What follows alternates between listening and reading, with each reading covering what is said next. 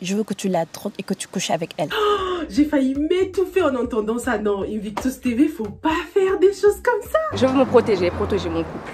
Et qui sont ces gens dont tu parles? Bah, des gens comme toi. On avait déjà remarqué que cette collègue avait tendance à dépasser les limites. Hein. On l'a vu pendant la scène du bureau dans des épisodes précédents. J'en ai parlé dans une revue précédente. Au bureau, elle fait toujours des réflexions qui sont à la limite. Hein, parfois, vu les rapports qu'elle a avec Kumba, c'est pas les meilleurs amis du monde. Hein, c'est juste des collègues. Donc, ces réflexions avaient toujours tendance à mettre Kumba très très mal à l'aise. Quelqu'un de bienveillant, qui te veut du bien, ne t'attaquerait pas comme ça, frontalement, directement. Ne te mettrait pas la pression comme ça, même si ce qu'elle dit est parfois vrai, il y a des façons de faire. Hein. On a toujours cette envie de lui dire, mais en quoi ça te regarde? Mêle-toi de ce qui te regarde, quoi. Heureusement que jusqu'ici, Kumba n'a jamais été très très ouverte avec elle. Hein. Ça a toujours été des surface level amis, elle se voit en dehors du bureau de temps en temps, mais nothing too deep. Et on se rend compte que Kumba avait grave raison de se méfier parce que cette collègue la voit clairement comme une compétition, là. Elle est probablement jalouse de Kumba, qui est toujours invité aux meilleures conférences, qui a une vie de rêve avec son mari, qui est une sainte nitouche. Elle en a marre hein, de tout ça, de sa vie parfaite. C'est dingue quand même. Hein. Même quand tu racontes ta vie à personne, faut toujours que les gens t'envient. Je veux que tu la troques et que tu couches avec elle. Comment est-ce qu'on peut souhaiter une chose pareille à quelqu'un? Cette collègue, elle sait pas que Tidiane a du mal à faire des enfants, que le couple a un problème de fertilité, même elle ne sait pas du tout, parce que certains pourraient se dire ouais, c'est peut-être sa façon malsaine de pousser Kumba à tomber enceinte, mais elle sait pas du tout ce qui se passe entre Kumba et Tidiane. C'est de la pure méchanceté. Et ça me rappelle d'ailleurs un personnage qui a déjà posé ce genre d'acte. Hein. Je vous laisse me le dire dans les commentaires. Je suis sûre que vous savez de qui je parle. C'était un personnage dans une autre série qui avait envoyé des hommes VIOL une autre femme. Dites-moi dans les commentaires si vous voyez de qui je parle.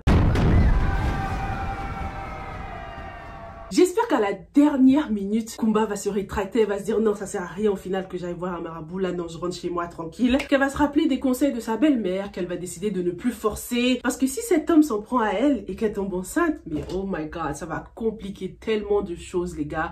D'un côté, on comprend la pression qu'elle a aussi, hein, Kumba. La société dans laquelle elle vit ne rend pas du tout les choses faciles. La mère de Salma a tout dit, ça fait plaisir de voir une mère de cette génération-là relativiser un peu plus, hein, parce que ça a tendance à être ce genre de maman qui écoute beaucoup les on-dit. On se rappelle au mariage de Salma, elle avait peur que les gens sachent que sa fille n'était pas vierge alors que Salma l'était. Hein. Donc c'est pas évident hein, par moment de pas être influencé par la société dans laquelle on est quoi. Si Kumba tombe enceinte, déjà Tidiane va croire que ce soir-là, elle était allée voir un autre homme qui l'a enceinté, qui avait pas d'anniversaire, c'était juste une ruse. Il va croire que Kumba le trompe.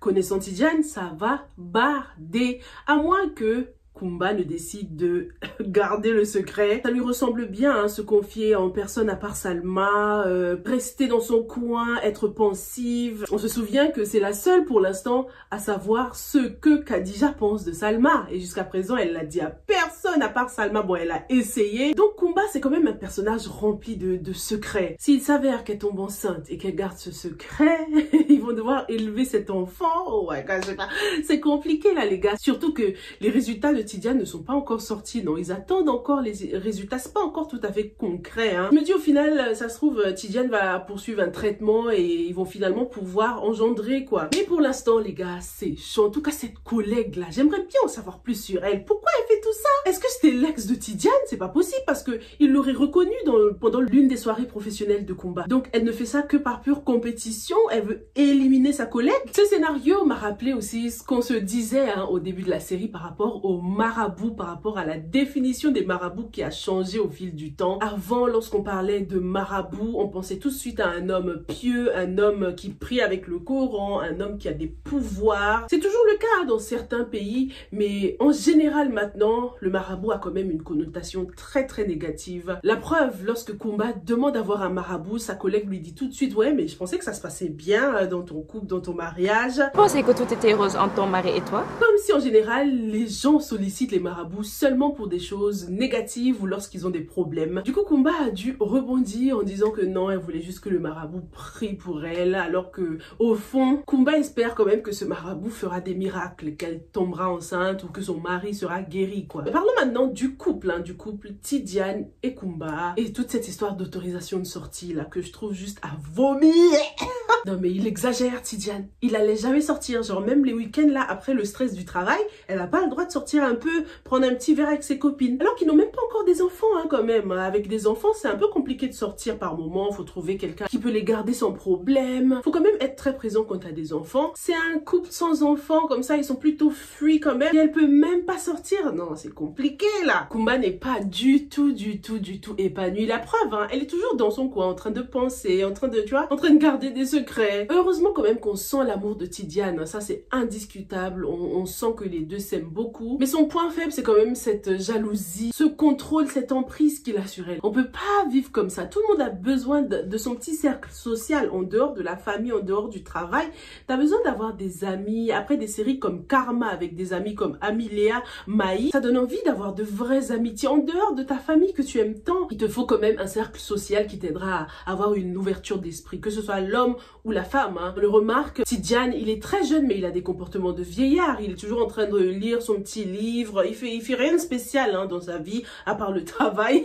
Mais travailler, c'est pas vivre. Heureusement qu'on les voit avec sa femme sortir de temps en temps. D'ailleurs, depuis l'épisode 1, on les voit tout le temps ensemble. Ils sont collés, cimentés là. Non mais il faut qu'il ait une vie en dehors de sa femme et de sa famille quand même, Tidiane là. Il est trop autoritaire, il se met trop la pression. On dirait c'est le chef de famille d'ailleurs. Ça explique l'absence du père en ce moment, hein. On voit pas du tout le papa. Et inconsciemment, le fait d'à peine voir le père en ce moment donne l'impression que personne n'est au-dessus de Tidiane. Personne ne peut le contredire à part Dieu. Heureusement que sa mère reste très fair et qu'elle est très présente pour Kumba quand même. En tout cas, j'ai pas du tout envie qu'on donne raison à Tidiane avec le VOL de Kumba. Donc j'espère que ça n'arrivera pas parce que ce sera trop grave.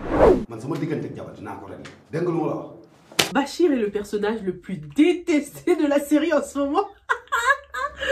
Mais pour sa défense, les gars, c'est le maraboutage de Khadija qui est en train d'agir en ce moment. C'est elle qui est derrière tout ça. Bachir n'est pas du tout le même, n'est pas du tout lui-même en ce moment. Que ce soit à la maison ou au travail, avec les conflits avec ses collègues, avec ses sœurs. Il y a cette notion de conflit, de combat en ce moment. D'ailleurs, petit clin d'œil au tableau des lutteurs qui est dans le bureau de Rachid. Désolée si je l'ai appelé Bachir, je sais plus là, Bachir ou Rachid. Oh my goodness. Moi et les prénoms, laisse tomber.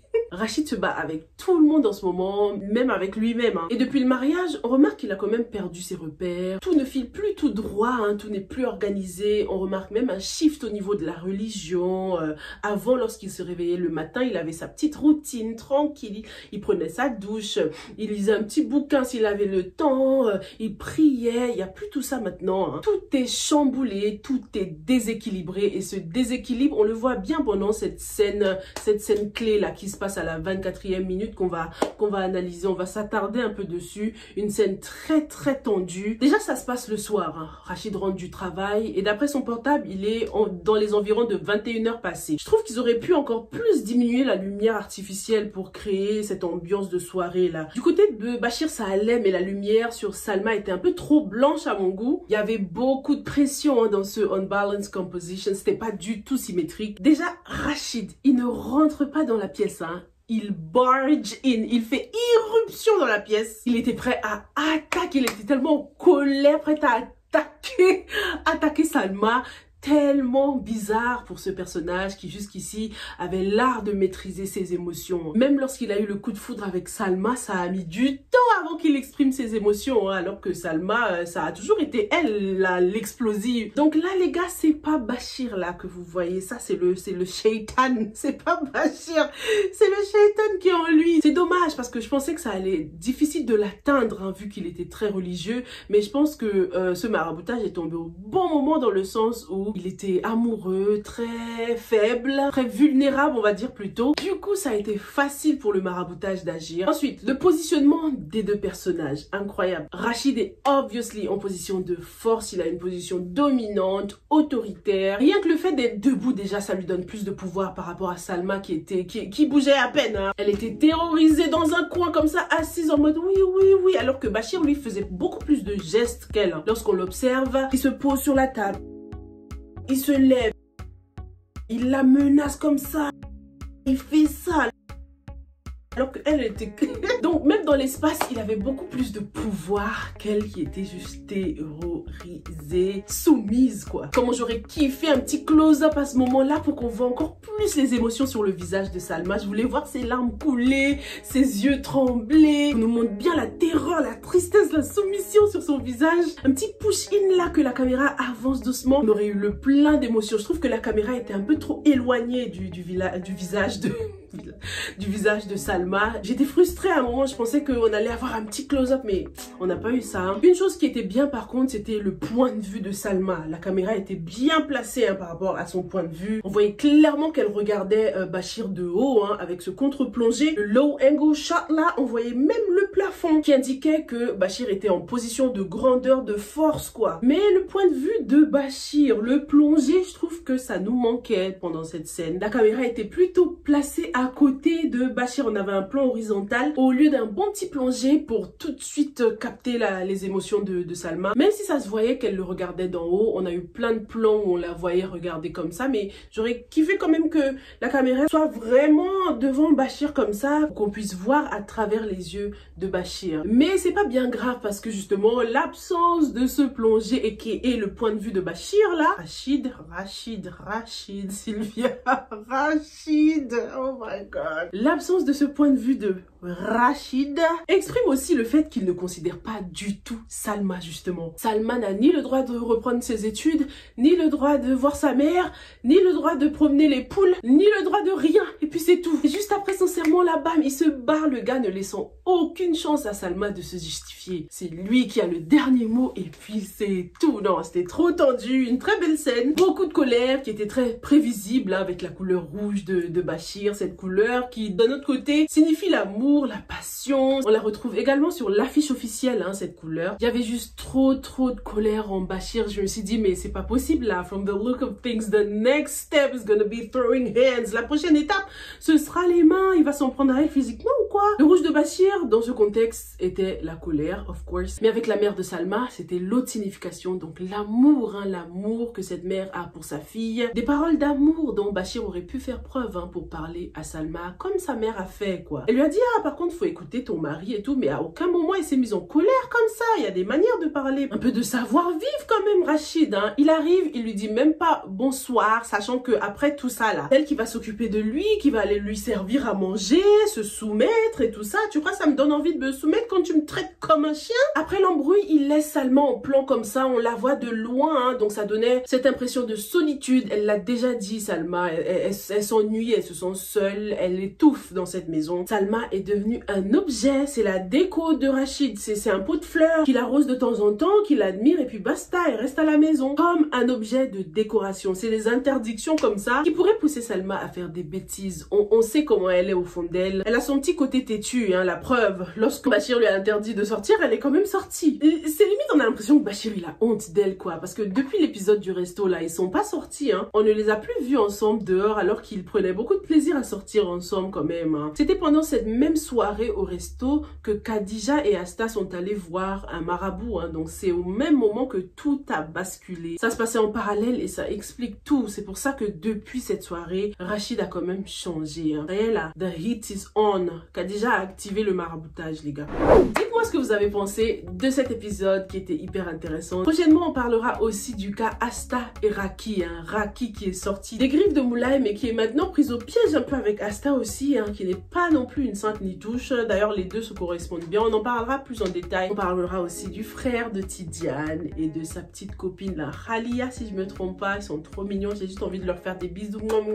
Elle est trop mignonne la sœur de Rachid. Ça y est là, elle commence à perdre patience. Le frère de Tidiane aussi. Il est trop timide. C'est trop mignon. Bref les gars, hâte de lire vos commentaires et on se retrouve sans faute dans la prochaine. Stay safe and stay blessed. Bye.